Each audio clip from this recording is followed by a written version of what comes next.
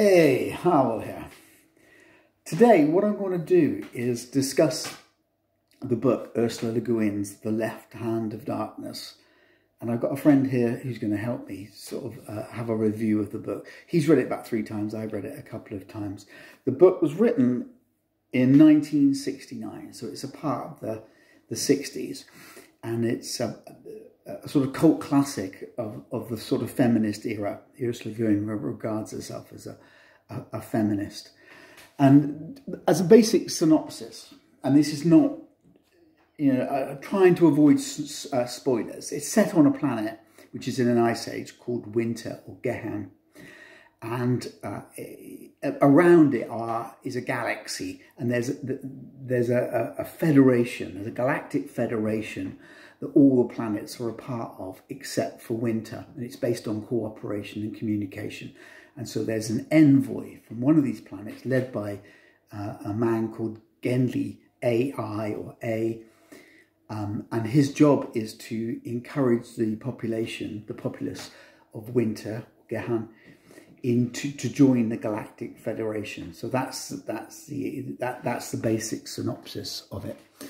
And what he does, AI, the first thing he comes into conflict with, the first barrier he faces is a cultural one, where he realizes that the population of Winter are neither male nor female, they're androgynes, they're androgynous, and he's very male.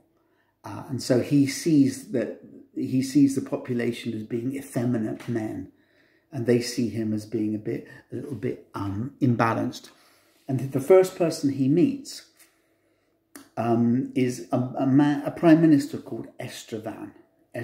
He's the prime minister under the king of one certain area. Yeah? Do you want to say anything, Jim, about the gender issue that he faces, AI faces? Well, for me, I think that he comes as this person from another race, and immediately you see what would happen if that happened on this planet.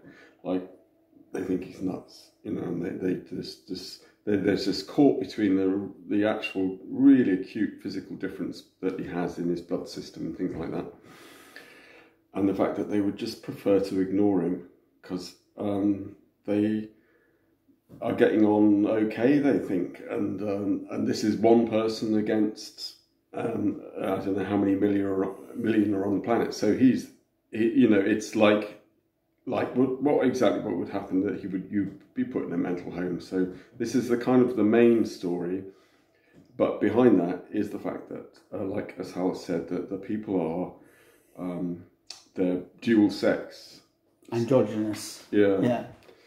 But they're not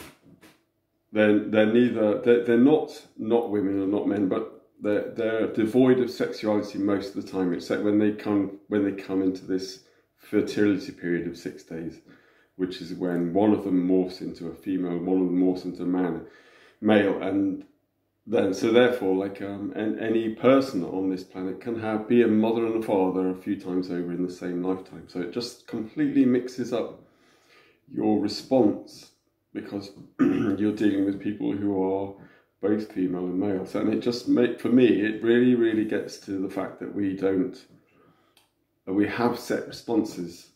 Much of the time, women have behaved to men in a certain way, and they've been doing it for years and years, centuries and centuries, and men do the same with women, and we're sort of conditioned. So this sort of pulls that out into you realising what you're doing. You have these certain ways and it's quite freeing like that. But this is the rest. The whole. It takes the whole of the book for you to start to pick up on this difference that she's done. One of the things that's interesting is that, as a feminist writer, she came under criticism from other feminist writers, and one of them being a man. There's a guy called Alexei, who's a science fiction writer, who picked up on the fact that the androgynes, when she was writing about these androgynous beings like the Prime Minister Estravan and the King, that she used male pronouns. So she used a he or him, and she was criticised for that. And in their defence, when you read it, when you keep hearing he and him and he and him, you do think of a male. I did think of the Prime Minister as a man because of it. And it did affect me, with the way I'd read it. That's true. Yeah. It does have that effect. And if here I've got written like, he, she, if you put that together, that's he. She could have used that pronoun, but she didn't. She just used the male pronoun. Then what happens is he moves from the Prime Minister and he gets to meet the king because he thinks he's going to have more luck. Genly AI, thinks he's going to have more luck getting the king to join the Federation than the Prime Minister. But the Prime Minister is described as this mad king. And I think it's pretty obvious that she's looking at planet Earth, the writer, and she's sort of projecting it onto this fictitious planet. And she's saying things about the planet that we live in. And she's picking up on the madness of royalty and the divine right of kings. And he comes across as quite arrogant, doesn't he? And he's portrayed as sort of slightly mentally ill, which in our own, there is a long history of mental illness in royal families on planet Earth. But the interesting thing here is that when he goes on when the AI, generally AI, goes on a journey, the transport he's using only goes 25 miles an hour, although it could go faster. So we both interpreted that quite differently. I saw that as the planet Winter having this concept of time, which is very much in the now, or time will just go on. So there's no sense of urgency. There's no point in trying to get somewhere because there seems to be time never seems to run out, or they're just living in the moment. Whereas you saw that as a gender issue. You saw that was the female in the male was causing them not to do everything kind of slowly. Yeah. At a slow pace. Yeah, no, I think that's part of what those uncovered things that men always do and other things that women always do. And then one of them is that men have got this, adrenaline kick that happens. So they judge each other a lot of the time on their activity and on their strength and on their speed and so you get all this sort of like mountaineers climbing that highest mountain and fitness, got to get fit, got to keep fit, and achieving, constantly achieving, and speed. They're always driving motorbikes to the limit, and like on this planet, because they're not fully male or female, they're in between. It's just taken the edge off that. Yeah. So they're really happy just to go. I think it's not even 25 miles an hour. I think it's 10 miles an hour. These convoys go 10 miles an hour for weeks and weeks to get somewhere. Yeah. And take goods to certain parts of this kingdom. Yeah. And to me, it's like that's actually, women don't do that. They don't have this obsession with keeping fit and rushing around, and that a lot of men do. So they talk a lot more, and they sort of pick over things, and they just try and get clear about things, and they organise. They're very good at organising, and this is kind of what this planet is. It's this sort of, the male and the female are there, but they've been commuted into this other sort of state. Yeah. When what happens is, this is quite interesting because Genly AI then moves on to this area, and I'm going to try and pronounce it. It's called Orgorian or something like that. And what you've got there is clearly, although she doesn't use the word communist, the population, when they die, all their wealth goes back to the state. Their will goes back to the state.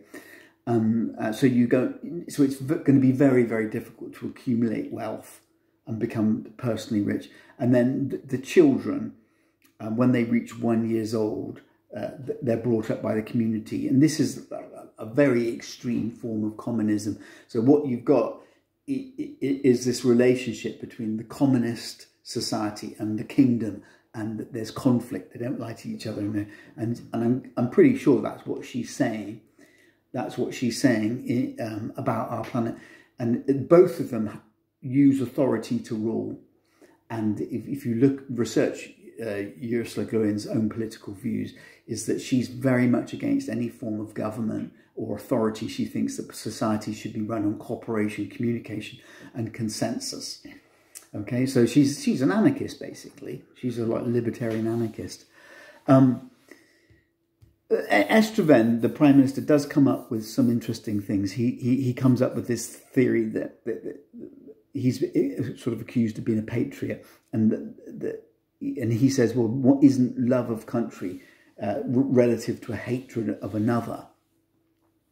So people only love their own country when it's either under threat, or it's been rotted morally from within, or it's been invaded, and things like that, which is quite interesting. And then he quotes from like an ancient manuscript, which brings in the title towards the end, and it's got light is the left hand of darkness, and darkness is the left hand of right. Two are as one. And so it's like, you know, there is light in darkness, and there is darkness in like holographic, you know. Looking at just looking at it holographically, really. And then well, that's like yin and yang. Yeah, yin and yang. There's a yin and yang. It's very like Kabbalah, you know, the Kabbalah, where you've got mind in emotion and emotion in mind, and balance there. And so, but when I was reading it, my main criticism of the book, and I think the book's like really imaginative, it's really creative, and it's very easy to visualize. Although it's quite grueling because you're constantly dealing with the cold weather and the cold climate. But one of the things I thought, there was no really loving, positive relationships. Every relationship seemed to be sour. Everyone seemed to dislike each other. And yet, in the end, a very, very warm relationship does actually form later on. So it's almost like she's aware of these very sour relationships. And then the relationship between Genli AI and the Prime Minister becomes a very, very positive relationship and quite affectionate. I hope that's not too much of a spoiler. No, I think you're just talking there because he's talking about the power play a lot, and politicians, they are very dodgy. Yeah. But actually the general populace, which the book doesn't really talk about a lot, may not have sour relationships at all. I think they just get on fine. Yeah, the main characters. Yeah, the main sort of plot of the. The main characters seem to sort of not get along and to seem to dislike each other and distrust each other, and then you're presented with this very strong relationship towards the end. Yeah. Well, the interesting thing about this Genli Ai is that he knows all of this because he's been trained to do this, and so he goes with the expectancy of it not working, because it may take 2 or 3 years representatives, because they always get killed off because of the distrust, and people don't want to change the status quo, they don't want to expand outside of their limits. All the same things that happen in this world, this mad world that we live in, are reflected on this. So he's quite philosophical generally about everything, but he knows that the only way he can get this to tip the balance is that it will really help if he becomes part and really, really does empathise and know what's going on on this planet with the people. If he can reach the heart of the people and really experience what they're about, then there's a good chance that something may happen and his mission would be successful. So he says, really crucially at one point, he says, well, they're questioning him, this other communistic type state are questioning him seemingly very openly, but actually not, because they're much more scared of each other than the monarchy. But he says, well, you know, one person is an oddity and something to look at, but 3 people is an invasion, which is, you know, 3 people from another race arriving on a planet immediately makes people think of hostility. Yeah. So he says it's the only way it can be done, and he may not work, but another one will come in another 10 years, and another one after that. And but at the same time, he's a human, so he does want to survive, and he does get upset by things and all this kind of thing. So that's the kind of the whole. There are about 4 different type things being revealed as you go through the book, but that's him getting to know this one ex-prime minister really well, because they have to struggle for months to escape this other country over the ice flows and the mountains and this horrific conditions. Britain actually manages to bridge that gap, where he realises that his maleness is holding him back a lot of the time and not letting him see things, because of he's got this male, they're pulling this sledge and his energy picks up and he's dragging it over bolts and stuff, and this other person is struggling because she, Estroven, isn't nearly as strong as him, but he's taking, that he slowly realises that this male aspect of him is at odds with the way that they work. So that's really interesting to see that slowly happen, because it doesn't happen fast. There is the theme of the book is sensitivity to people's culture. So he's really receptive and sensitive to this. This is a completely different culture, and he's not trying to go in there and change their culture. And he tries to reassure them that if they join the Federation, they won't lose their sovereignty. It's not about authority. It's about communication and cooperation. But if they did join the Federation, they would change. It would definitely change their planet, and that's really what they're concerned about, I think. Is there anything else as a conclusion? Well, the big thing I got out of the book is that I think it's a kind of bit because of currently as well, but for me it helps to disarm and unpick all the sort of maleness and femaleness that people subconsciously carry around with them, and that actually, without them knowing, causes lots of problems in relationships. And for me, the way, because the book's so entertaining and engaging, you get pulled through it, but it's slowly kind of picking away at these preconditioned responses we have, and it just allows. I think it's a really useful book because it picks apart these assumptions we have in a really, really good way. And it actually took me 3 times to read it. I never read books more than twice, but I didn't get things until like the 2nd or 3rd time, because of the stuckness that we can have with our own sexuality. I didn't get it till the 2nd time. Yeah, I did. So I think it's an amazing book just because of that. It could be like a therapy book, it's so well thought out. Yeah, the woman really, really does think about things very deeply. It's definitely not a sort of pick it up at an airport novel, if you know what I mean. It's definitely a book to sort of study and look into, and there's meaning and message behind it, and there's she's trying to tell you something about the planet you live on and the fabric of relationships and gender and everything. Yeah. Okay. Yeah. Okay, so we're going to end it there. Thank you so much for joining us. Thank you. And thank you very much. Goodbye.